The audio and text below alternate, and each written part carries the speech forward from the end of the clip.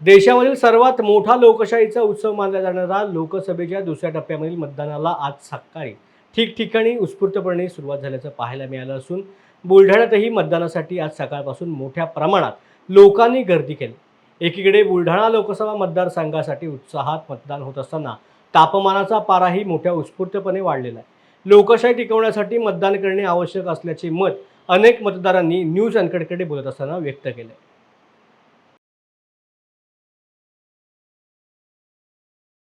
राज्यामध्ये सध्या लोकशाहीचा उत्सव चालू आहे, लोकसभेच्या निवडणुका चालू आहे आणि आज दुसऱ्या टप्प्यातील मतदानाला सुरुवात झालेली आहे आणि हा जो उत्सव आहे हा लोकशाहीचा सर्वात मोठा उत्सव या ठिकाणी मानला जातो। आपल्यासोबत या ठिकाणी काही नागरिक आहे, आपण त्यांच्याशी या ठिकाणी बातचीत करणार आहोत। नेमकं काय सांगाल मला, नेमकं हा उत्सव आहे आणि खूप मोठा उत्सव मानला जातो लोकशाहीचा, काय भावना आहे तुमची? या भारतातील सर्वात लोकशाहीचा उत्सव आहे। हा भारतामध्ये खूप आनंद उत्साहात साजरा होत आहेत।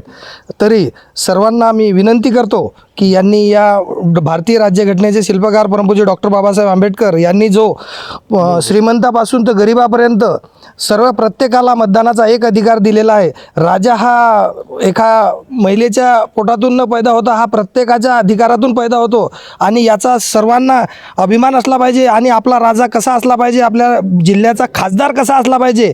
आपल्याला दिल्लीत तर निवडायचंच आहे, पंतप्रधानासाठी मतदान करायचं नाही आहे। आपल्याला आपल्या जिल्ह्यातील उत्कृष्ट असा चांगला काम करणारा, प्रत्येक गावामध्ये 5 वर्षामध्ये हजर राहणारा अशा प्रत्येक चांगल्या व्यक्तीला आपण निवडून द्यावं आणि लोकशाहीच्या मार्गाने होणाऱ्या या उत्सवामध्ये सर्वांनी सहभागी व्हावं हीच विनंती करतो। आणि धन्यवाद पत्रकार मामलकरजी, या तालुक्यामध्ये उत्कृष्ट काम करतात, त्यांचं सुद्धा मी अभिनंदन करतो। काही नागरिक आपल्यासोबत, काय सांगाल मला?